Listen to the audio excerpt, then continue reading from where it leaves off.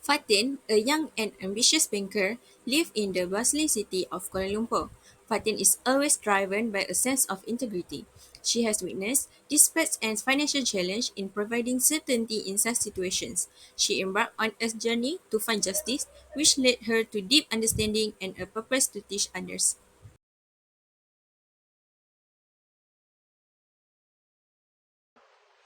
Next is the content. First, Fatih is determined to build a career in banking, driven by a strong sense of responsibility and a desire to make positive changes. After accepting an offer to be a banker at an Islamic bank, she faced a challenging case of Aiman claiming to have repaid his loan. But there was no record of the payment in the bank's computer system. Fatin set off on a mission to acquire information and establish the surety of Ayman's repayment. Second, Fatin discovered a document supporting Ayman's accession and reported the results to the bank's management. The loan owed by Ayman was regarded as paid in full and his financial situation was righted. The situation was related to the maxim al-yaqin la yazalu bi al-sha, which recommends that the presumption should be in favor of certainty if there is any uncertainty or dispute about a financial transaction. In Islamic finance and jurisprudence, the burden of proof generally lies with the claimant, and if the bank cannot offer sufficient proof to indicate that Ayman has not paid the debts, the presumption of certainty will apply. However, the specific ruling or judgment in a particular case would depend on the circumstances, evidence, and the interpretation of Islamic law by qualified scholars or legal authorities. Okay, and third, the maxim al-yaqin la yazalu bi asya is based on the Quran hadith saying of the Prophet Muhammad sallallahu alaihi wasallam and the works of major Islamic law scholars. It serves as a guiding principle for resolving dispute and determining financial obligations in Islamic finance. It places the burden of proof on the claimant and discourages people from manipulating or exploiting situation. The maxim is supported by various verses from the Quran and aligns with the concept of fairness and justice in Islamic law. It encourages transparency, accountability, and confidence in financial transactions, ensuring a healthy and sustainable economic environment.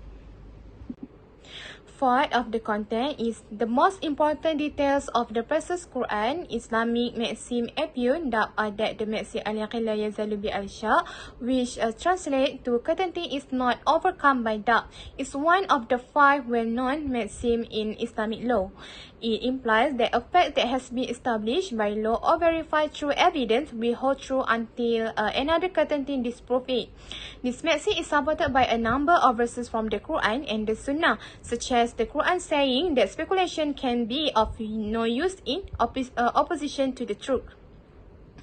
Fifth, according the hadith of Muslim history, state that if a person feels something in the stomach, they should not leave the mosque until they hear a voice or smell a smell. Bracket, if there is evidence of invalidity, ablution. This hadith is linked to the case of Ayman's claim against his payment, which was denied by the bank. And the last one is the maxim certainty is not overcome by doubt, encourages individuals and institutions to keep accurate records, receive and document of financial transaction. It also calls for the involvement of expert witness, Islamic scholars and legal experts to help resolve complex cases. Through its application, the maxim creates a culture of trust and evidence-based decision making in Islamic finance and reminds individuals, financial institutions, and legal authorities to uphold the principles of justice, fairness, and integrity. So next is epilogue. Fatin began to consider what she should do next to educate Muslims to use this maxim in life to face various situations, if there is anything in doubt, especially regarding the sales and purchase, transactions, or issues related to Islam. So, various programs or seminars on the application of maxim knowledge must be carried out on a constant basis among Muslims, particularly among adults and young people today. Okay, so next is a webinar. Fatin had webinars in which prominent scholars, experts and professionals share their ideas and experiences to better engage the community. This webinar explores certain maxim-related concepts such as dispute resolution, contract validity and ethical business practice. So the last one is social media platform.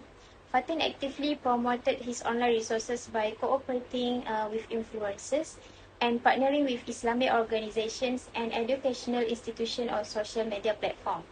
She attracted many people with target advertisement, including students, professionals, entrepreneurs, and those seeking direction on Islamic principle and ethical decision making.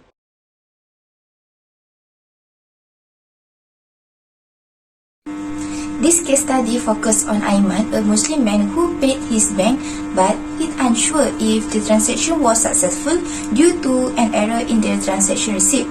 The bank demands proof of Aiman because it says it has no record of having received the payment. Aiman questioned the application of Islamic financial maxim that certainty is not overcome by doubt. This case analyzes how this principle affect financial transaction and the burden of proof in legal dispute within the framework of Islamic finance. Learning objective. From this case study, we can understand the principle of certainty is not overcome by doubt in Islamic finance and its implication for financial transaction. Second, examine the importance of accurate documentation and evidence in Islamic finance. Third, analyze the allocation of the burden of proof in financial disputes within the Islamic finance context. And lastly, evaluate the fairness and justice consideration in resolving conflict arising from dispute financial transaction in Islamic finance. From this case study, we can make analysis. Burden of proof. In Islamic finance, the burden of proof is on the claimant because the principle of certainty is not overcome by doubt applies. The bank is the claimant in this case because they claim non-receipt of the payment. Initially, it is the bank responsible to provide evidence to support their claim. Second, documentation and evidence. Proper documentation and evidence are very important in Islamic finance. Aiman should collect any possible proof to support his claim, such as a transaction receipt, bank statement, or any communication he had with the bank regarding the payment. The strength and adequacy of evidence will play an important role in establishing the certainty of the transaction. Third, interpretation of Islamic law. Different interpretation of Islamic law may lead to alternative analysis. Various scholars and legal authorities may hold opposing view on the usage of the maxim certainty beyond doubt and the evidence criteria associated with it. And lastly, fairness and justice. The certainty is not overcome by doubt principle is intended to promote fairness and justice in financial transaction. To reach a fair conclusion, it is important to assess the credibility and sufficiency of evidence offered by both Aiman and the bank. If the bank failed to produce acceptable evidence of non-receipt, Aiman's repayment obligation may be released.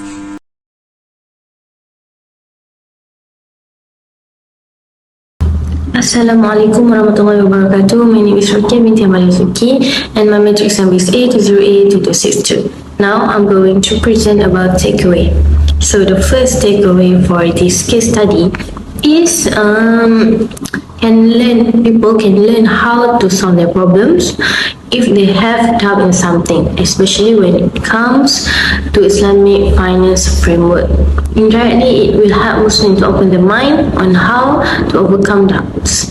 So, in our focus, especially in Islamic finance. Second takeaway is this case study is very important to provide exposure to all people by keeping all evidence, related document and so on to avoid any doubt in future. For example, often in our lives, influences come our way that make us stop realities that we understand from the depth of our being.